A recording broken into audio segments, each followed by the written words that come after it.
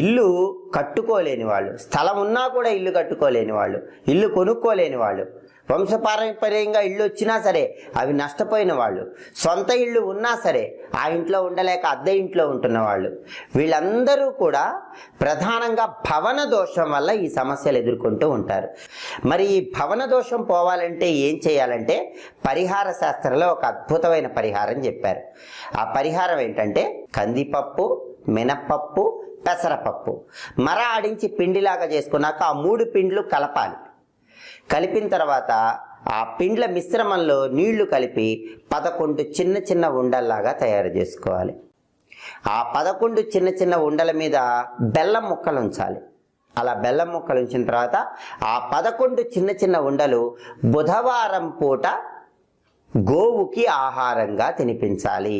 ఇలా చేస్తే భవన దోషం అనేది తొలగిపోతుంది.